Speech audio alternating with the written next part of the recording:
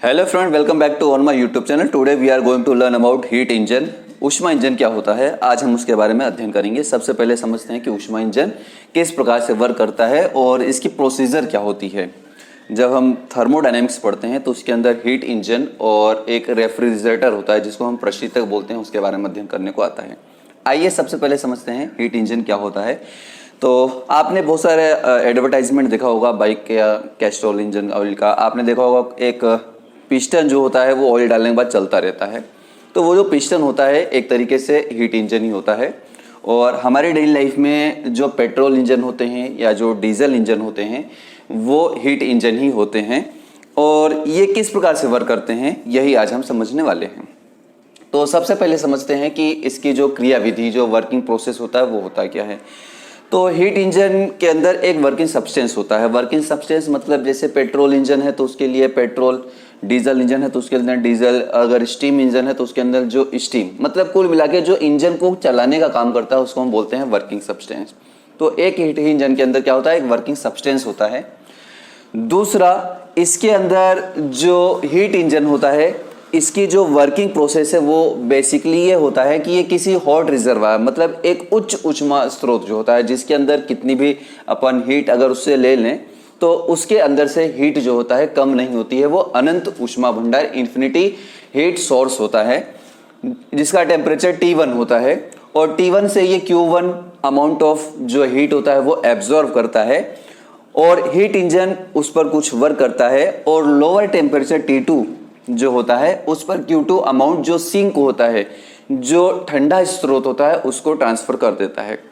सीधी सी बात है, यहाँ पे अगर Q1 amount of heat hot temperature मतलब उच्च ऊष्मा उस स्रोत से, अगर हाई एनर्जी सोर्स है, अगर वो Q1 अमाउंट ऑफ एनर्जी ले रहा है और इसको T2 पर लोअर टेम्परेचर पर Q2 अमाउंट ऑफ जो हीट है वो ट्रांसफर कर रहा है, तो यहाँ से ज़्यादा लिया, यहाँ पे कम उसने दिया। तो ये जो डिफरेंस हुआ, ये डिफरेंस क्यों आया? ये डिफरेंस इसलिए होता है क्योंकि जो हीट इंजन होता है वो कुछ वर्क करता है और वर्क जो होता है वो उसके सराउंडिंग जो होता है, जो उसका परिवेश होता है, उसको क्या कर देता है, ट्रांसफर कर देता है। तो यहाँ पे जो वर्क होता है W, ये वर्क ये Q1 माइनस Q2 के बराबर होता है, मतलब W equal to Q1 minus Q2 के बराबर होता है। तो इसके अंदर बेसिक प्रोसेस ये होती है, हाई टेम्परेचर T1 पर Q1 अमाउंट ऑफ एनर्जी वो क्या करता है, एब्जॉर्ब करता है, हीट एब्जॉर्ब करता है, वह कुछ वर्क करता है सराउंडिंग को, वह कुछ वर्क ट्रांसफर करता है और उसके बाद जो एनर्जी जो बची हुई रहती है वो T2 टेम्परेचर पर जो सिंक होता है उसको Q2 अमाउंट ऑफ ट्रांसफर कर देता है। अब ये जो प्रोसेस होती है ये तो हीट इंजन की प्रोसेस होती है, लेकिन ये एक्चुअली में कैसे होता है वो चीज़ हम समझने वाले हैं। वास्तव में यह प्रक्रिया कैसे होती है उसको हम समझने वाले हैं। तो इसके अंदर मैंने आपको बताया कि क्या होता है, पेट्रोल के अंदर पेट्रोल इंजन के अंदर पेट्रोल, डीजल इंजन के अंदर डीजल और स्टीम इंजन के अंदर स्टीम क्या होता है, वर्किंग सब्सटेंस होता है। तो इसमें एक वर्किंग सब्सटेंस होता है जिसको हम फ्यूल कहते हैं जनरली। और पेट्रोल इंजन के अंदर पेट्रोल, डीजल इंजन के डीजल होता है, स्टीम इंजन के स्टीम होता है। ये लिखा हुआ है, जैसा मैंने इसलिए लिखा है ताकि आप लोगों को अगर आप इसका स्क्रीनशॉट लेना चाहें तो आप इसका ले सकते हैं, ताकि आपको एक बार में न भी समझाया जाए तो आप इसको समझ सकें। दूसरा, वही जो मैंने आपको बताया, हाई टेम्परेचर T1 पर Q1 हीट जो होता है एब्जॉर्ब करके लोअर टेम्परेचर T2 पर Q2 हीट क्या करता है, सिंक को रिलीज करता है। तीसरा, जो Q1 Q2 का जो हीट का डिफरेंस होता है वो वर्क चेंज होता है, वो वर्क में चेंज होता है। यही चीज मैंने इसके अंदर लिख रखी थी, इसको आप यहाँ पे स्क्रीनशॉट ले सकते हैं। अब यहाँ पे समझते हैं जो इंजन होता है जो इससे रिलेट्स होता है वो कैसे वर्क करता है। तो देखिए, आपने देखा होगा जो पिस्टन होता है, यहाँ पे एक एडियाबेटिक क्या होता है, सिलेंडर होता है जिसके अंदर एक पिस्टन लगा रहता है। और ये जो पिस्टन होता है ये व्हील से या जिसको भी चलाना रहता है उससे जुड़ा रहता है। अगर ये नीचे आएगा तो ये इसको घुमाएगा, और अगर ये व्हील ऊपर जाएगा या फिर ये पिस्टन ऊपर जाएगा तो इस व्हील को ऊपर की तरफ घुमाएगा।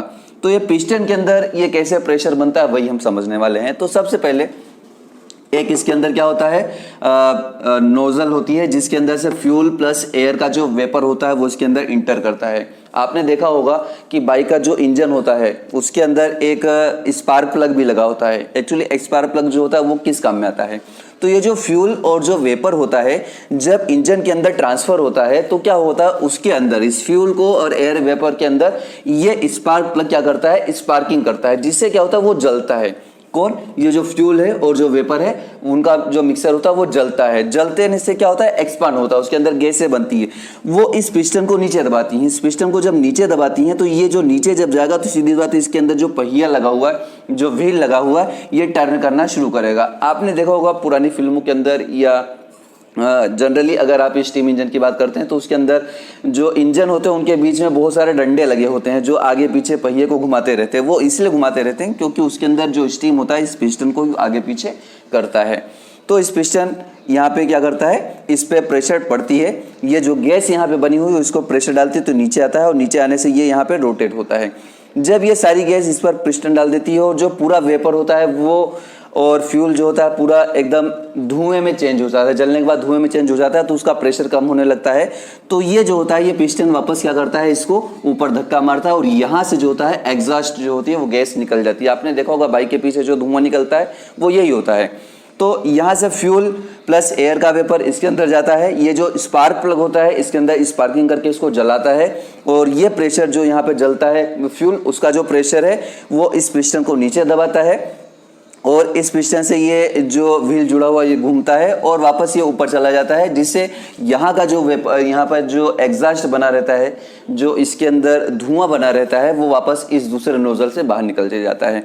फिर वापस इसके अंदर फ्यूल आता है, बर्न होता है, पिस्टन नीचे जाता है, पूरा धुआं बन गया, वापस बाहर निकल गया। तो ये प्रोसेस जो होती है लगातार चलती रहती है, जब तक इसके अंदर इग्निशन चलता रहेगा तब तक ये क्या होता है, काम चलता रहेगा। और ये जो प्रोसेस होती है ये हीट इंजन की प्रोसेस होती है। तो यहाँ से जो अमाउंट ट्रांसफ़र हुआ था वो यहाँ पे क्या होता है, इसके अंदर इंटर होने वाली प्रोसेस बताता है। ये जो वर्क हुआ यहाँ पे इसको जो चलाने वाला काम है और यहाँ पे जो एग्जॉस्ट हुआ वो टेम्परेचर जो T2 सिंक जो होता है उसके अंदर जो ट्रांसफ़र होता है उसको दे दिया जाता है। तो ये बेसिकली वर्क होता है हीट इंजन का। इसके अंदर मैंने आपको बताया जो वर्क होता है वो Q1 माइनस Q2 के बराबर होता है। तो कभी कभी पूछ लिया जाता है कि ये जो हीट इंजन है इसकी एफिशिएंसी, दक्षता जिसको हम बोलते हैं, ये क्या हुई। मतलब अगर हमने इसको कुल अमाउंट ऑफ हीट हमने दिया तो उसमें से कितना इसने वर्क को ट्रांसफर किया और कितना उसके अंदर वेस्ट चला गया। क्योंकि यहाँ पे देखिए ना वर्क हो रहा है लेकिन वेस्ट भी निकल रहा है, तो इसकी एफिशिएंसी कितनी हुई। एफिशिएंसी का मतलब होता है जितना कुछ भी दिया गया उसमें से कितना वर्क में ट्रांसफर हो गया।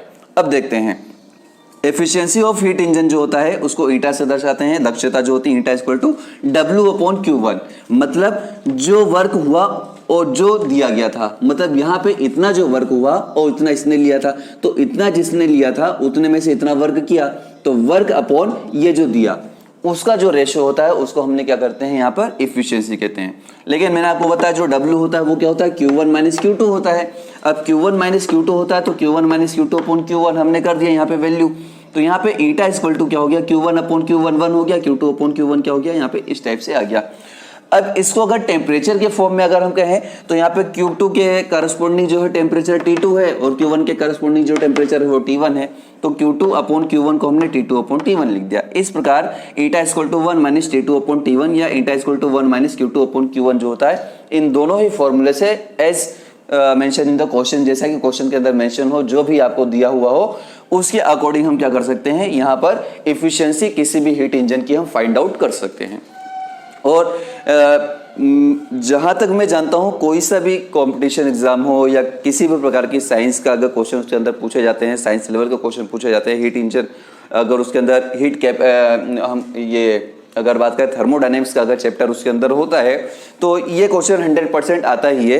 आपका चाहे नीट का ले लीजिए, चाहे आपका किसी और जी का ले लीजिए, हीट इंजन से रिलेटेड या फिर जो रेफ्रिजरेटर होगा जिसको हम अगले वाले टर्म के अंदर पढ़ेंगे, अगले वीडियो के अंदर हम उसको पढ़ेंगे, उसके बारे में एक क्वेश्चन जरूर होता है। तो ये जो फॉर्मूला है ये बहुत ही बेसिक फॉर्मूला, ये आपको मालूम होना चाहिए। और वर्किंग जो होती है ये हमें जरूर मालूम होना चाहिए, क्योंकि इसका वर्किंग जो प्रोसेस होता है वो अक्सर पूछ लिया जाता है।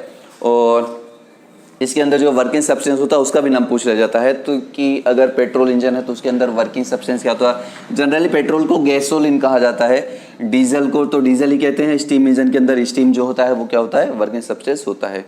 तो अगला वीडियो जो होगा वो हमारा प्रशीतक के बारे में होगा, जिसको हम रेफ्रिजरेटर कहते हैं। उसका जो वर्किंग प्रोसेस होता है, उसके अंदर जो कार्य निष्पादन गुणांक जो होता है, कोफिशिएंट ऑफ वर्क जो होता है, वो हम पढ़ेंगे इस वीडियो में हम इसके अगले चरण में आते हैं, देखते हैं कि इसके द्वारा जो सवाल होता है वो कैसे किया जाता है।